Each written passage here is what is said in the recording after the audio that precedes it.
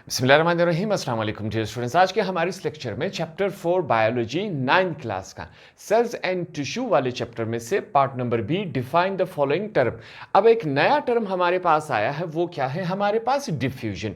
Diffusion को सीखेंगे कि हमारे पास ये डिफ्यूजन होता क्या है, इसका काम क्या होता है, मकसद क्या होता है। ठीक है, इसको आसान अल्फाज में सीखेंगे। पहले क्या करेंगे, थोड़े से एग्जाम्पल्स के जरिए इसको सीख लेते हैं, समझ लेते हैं, बाद में इसकी हम डेफिनेशन लिखेंगे ताकि हमें बिल्कुल इसका कॉन्सेप्ट क्लियर हो जाए। देखें, हमारे जो सेल में मॉलिक्यूल्स होते हैं वो हमेशा मूव करते रहते हैं, हरकत करते रहते हैं। ठीक है, मॉलिक्यूल्स किस शक्ल में होंगे? या तो गैस की शक्ल में मॉलिक्यूल्स, गैस के मॉलिक्यूल्स होंगे, या वाटर के मॉलिक्यूल्स। ठीक है, methods of molecules going in and out across the cell membrane.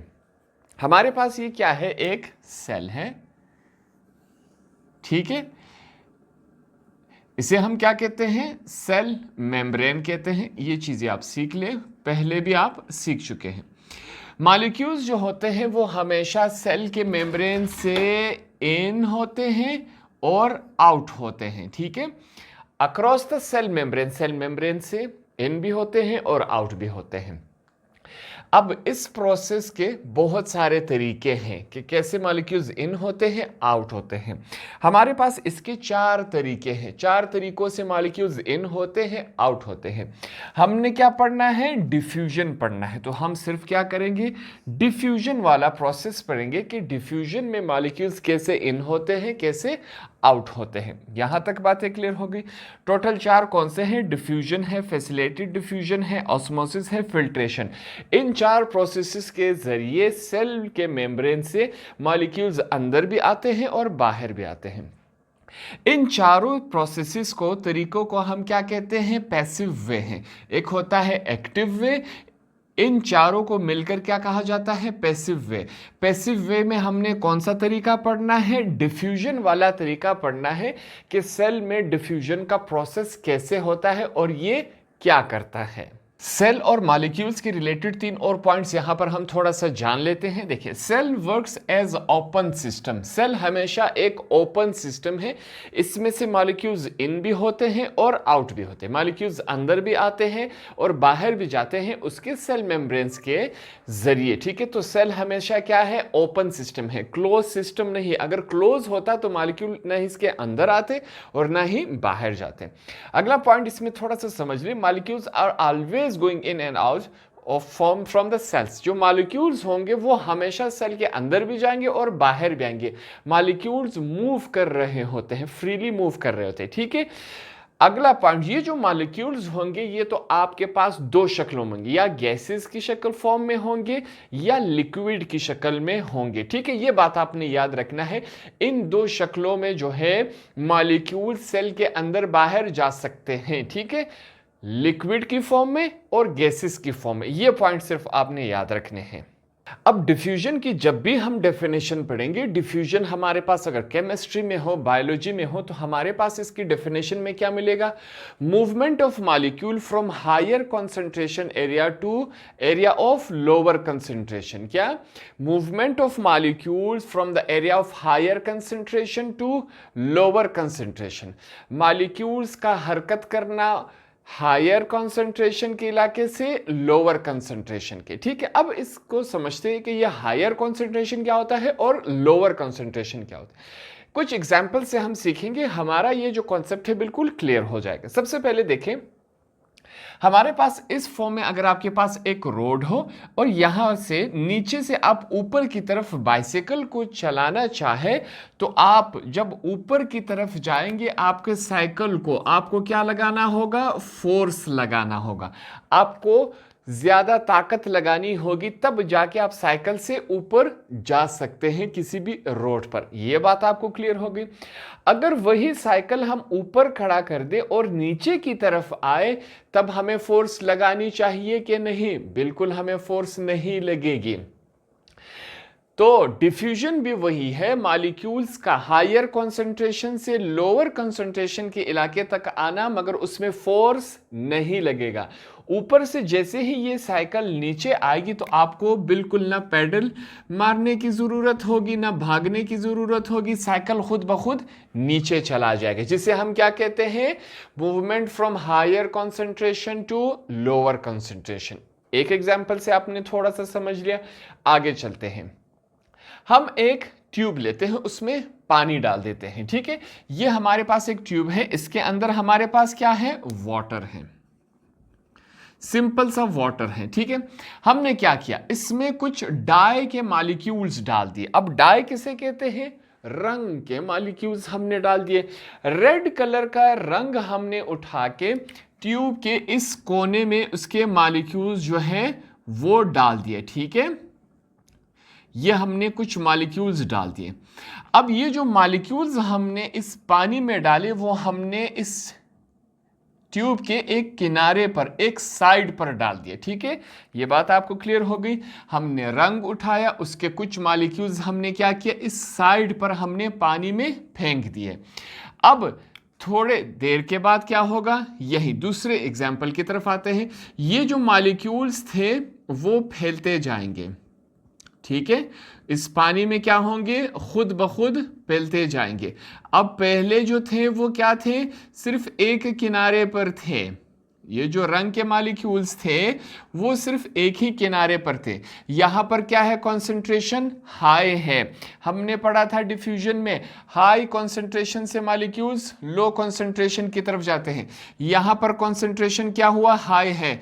इस इलाके में कॉन्सेंट्रेशन क्या है, लो है। तो हाई कॉन्सेंट्रेशन से लो कॉन्सेंट्रेशन की तरफ जाएगा। ये जो मॉलिक्यूल्स है देखिए आहिस्ता आहिस्ता बढ़ रहे हैं। जहां जहां इनको फ्री स्पेस मिल रहा है वहां वहां वो इक्वली, बराबरी के साथ क्या हो रहे हैं, फैल रहे हैं। कुछ देर के बाद हमने देखा ये जो पानी है पूरा रेड कलर का हो जाएगा। ऐसा होगा कि नहीं होगा, हमारे पास पानी जो होता है वो हमारे पास कलरलेस होता है। हमने क्या किया, इस ट्यूब में एक साइड पर हमने रंग के कुछ मॉलिक्यूल्स डाले। कुछ देर के बाद हमने देखा ये जो मॉलिक्यूल्स हैं वो आधे से ज़्यादा फैल चुके थे, जहाँ जहाँ उनको जगह मिल रही थी।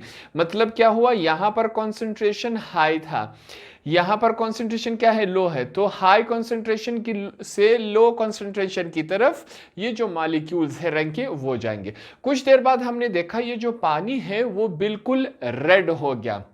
इसका मतलब क्या है कि जो मॉलिक्यूल्स थे वो पूरे हाई कॉन्सेंट्रेशन से लो कॉन्सेंट्रेशन तक पूरे फैल गए इक्वली। तो ये जो पानी था पहले हमारे पास इस शक्ल में था, हमें इस शक्ल में नजर आ रहा था, अब जाके पूरा रेड हो गया। कैसे रेड हो गया भाई, हमने तो मॉलिक्यूल्स एक किनारे पे डाले थे, ये पूरा का पूरा रेड कैसे हो गया, मॉलिक्यूल्स जो थे वो खुद ब खुद फैल गए हाई कॉन्सेंट्रेशन से लो कॉन्सेंट्रेशन की तरफ।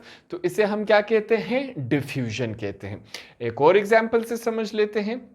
देखें, ये हमारा एक घर है, घर के ऊपर हमारे पास एक पानी की टंकी होती है।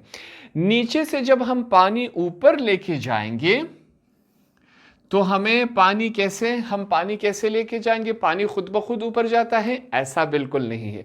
पानी को ऊपर ले जाने के लिए हमें पानी का मोटर लगाना होगा, ठीक है। वाटर मोटर लगाना होगा तब जाके पानी ऊपर जाएगा टैंक में। ये बात आपको क्लियर होगी। अब ऊपर टैंक से पानी नीचे हमारे नलके में कैसे आता है, उसके लिए फिर से हमें क्या मोटर लगाना पड़ता है, बिल्कुल नहीं। वो जो पानी ऊपर से नीचे आएगा हमारे पास, वो बिल्कुल बिना फोर्स की, बिना ताकत के हमारे पास वापस आ जाता है। यहां नीचे से ऊपर ले जाने के लिए हम क्या करते हैं, हम उसमें ताकत इस्तेमाल करते हैं, फोर्स इस्तेमाल करते हैं, वाटर मोटर लगा के, तो पानी ऊपर चढ़ता है। ऊपर से पानी जो है वो नीचे बिना फोर्स के आता है, जिससे क्या कहते हैं, movement of molecule from higher concentration to lower concentration, जिसे क्या कहते हैं, डिफ्यूजन कहते हैं। कुछ एग्जाम्पल्स ये हो गई। अब कुछ और एग्जाम्पल्स हमने सीख लेने हैं। अब रूम के एक कोने में आप खड़े होकर एयर फ्रेशनेस दबा लेते, एयर जो फ्रेशनर होता है वो यूं थोड़ा सा दबा लेते हैं। उसको स्प्रे कर लेते हैं। कुछ टाइम के बाद आप जब रूम में आएंगे तो दूसरे किनारे में खड़े होकर आपको उसकी स्मेल आ रही होगी। भाई कैसे स्मेल आ रही है? मैंने तो उस कोने में, उस किनारे में जो एयर फ्रेशनर था उसको स्प्रे किया था। दूसरे किनारे में कैसे आया? वो जो मॉलिक्यूल्स थे वो इक्वली डिस्ट्रीब्यूट हो जाएंगे हायर कॉन्सेंट्रेशन से लोअर कॉन्सेंट्रेशन। जहां पर मैंने स्प्रे किया वहां के मॉलिक्यूल्स के कॉन्सेंट्रेशन क्या था? हाई था। बकाया पूरे कमरे में उसके कॉन्सेंट्रेशन नहीं है, मॉलिक्यूल्स नहीं है, तो हाई कॉन्सेंट्रेशन से लो कॉन्सेंट्रेशन की तरफ तमाम मॉलिक्यूल्स मूव करेंगे इक्वली। तो इसे हम क्या कहते हैं? डिफ्यूजन कहते हैं। एक और एग्जाम्पल से हम सीख लेते हैं। हम घर में जैसे ही दाखिल होते हैं, फर्ज करें हमारे घर में क्या बन रही है? बिरयानी बन रही है। अब बिरयानी कहाँ बन रही है? किचन में। हम जैसे ही घर के गेट के अंदर दाखिल होते हैं हमें बिरयानी की स्मेल आ रही होती। हालांकि जो बिरयानी है वो किचन में बन रही है, तो वो उसकी स्मेल हम तक कैसे आ रही है? उसकी खुशबू हायर कंसंट्रेशन से लोअर कंसंट्रेशन तक हमारे जो मॉलिक्यूल है वो मूव करते हैं। तो इस तमाम प्रोसेस को हम क्या करते हैं? क्या कहते हैं? डिफ्यूजन कहते हैं। अब movement of molecules from higher concentration to lower concentration area is called diffusion।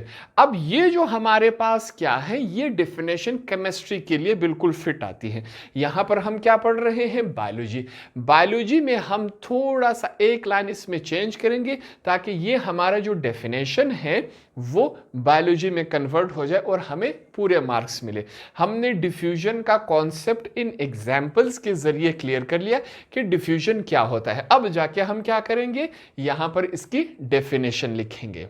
तो अब डिफ्यूजन के कॉन्सेप्ट को समझने के बाद इसका हम डेफिनेशन लिखेंगे, हमारे लिए आसान रहेगा। It is a movement of molecules from an area of higher concentration to the area of lower concentration along the concentration gradient. ठीक है, हमने क्या सीखा कि मॉलिक्यूल्स का हरकत करना हायर कंसंट्रेशन से लेकर लोअर कंसंट्रेशन के एरिया की तरफ, इसे हम क्या कहते हैं? डिफ्यूजन कहते हैं। Along the concentration gradient. Gradient क्या कहते हैं? देखिए, हमेशा पहाड़ों के ऊपर से पानी नीचे आता है। ठीक है, पहाड़ों के ऊपर से जो पानी होता है वो नीचे बहता है। इस बहने को क्या कहते हैं? ग्रेडियंट कहते हैं इंग्लिश में। इस बहाव को क्या कहते हैं? ग्रेडियंट कहते हैं। तो हमने ये बहाव का एग्जाम्पल क्यों लिया? हायर कंसंट्रेशन से लेकर लोअर कंसंट्रेशन की तरफ। ठीक है, ये हमने ये वर्ड इसलिए यूज किया। अब यहां तक जो हम डेफिनेशन लिखेंगे वो केमिस्ट्री की हद तक ठीक है। हमने क्या करना है? इस डेफिनेशन को बायोलॉजी में कन्वर्ट करना है। तो इसके लिए हम क्या करेंगे? एक छोटा सा जुमला इसमें ऐड करेंगे। Across the cell membrane. हम सेल पढ़ रहे हैं, सेल से क्या हो रही है? डिफ्यूजन हो रही है। तो सेल के अंदर जो मॉलिक्यूल्स है वो हायर कंसंट्रेशन से लोअर कंसंट्रेशन की तरफ जाएंगे across the cell membrane. Cell membrane को क्रॉस करते हुए कुछ अंदर आएंगे, कुछ बाहर जाएंगे, without the use of energy. Energy को इस्तेमाल किए बगैर जो हरकत होगी मॉलिक्यूल्स की, उसे हम क्या कहेंगे? डिफ्यूजन कहेंगे। यहां पर ये इंपॉर्टेंट है, without use of energy. Energy की इसमें कोई इस्तेमाल नहीं होगा। जैसे कि हमने एग्जाम्पल लिया, साइकिल ऊपर से नीचे की तरफ जब आएगा उसमें कोई एनर्जी इस्तेमाल नहीं होगी। सेम इसी तरह डिफ्यूजन के प्रोसेस में अगर एनर्जी इस्तेमाल नहीं होगी और मॉलिक्यूल एक हायर कॉन्सेंट्रेशन से लोअर कॉन्सेंट्रेशन के एरिया तक आए तो उसे हम क्या कहेंगे? डिफ्यूजन कहेंगे। एक और एग्जाम्पल यहां पर ले लेते हैं। देखिए, ये हमारे पास क्या है? एक सेल है। ठीक है, सेल के अंदर न्यूक्लियस हो गया।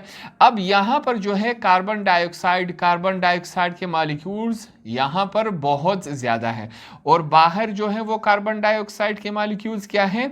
कम है। ठीक है, हमने क्या पढ़ा था कि जो मूवमेंट ऑफ मॉलिक्यूल्स है वो हायर कॉन्सेंट्रेशन से लोअर कॉन्सेंट्रेशन की तरफ जाएगा। सेल के अंदर कार्बन डाइऑक्साइड की कॉन्सेंट्रेशन क्या है? ज्यादा है, तो वो क्या होगा? सेल से बाहर निकल आएंगे। अब बाहर जो है वो बाहर जो है हमारे पास ऑक्सीजन के जो मॉलिक्यूल्स हैं वो बहुत ज़्यादा हैं, ठीक है, और अंदर ऑक्सीजन के मॉलिक्यूल क्या है, कम है।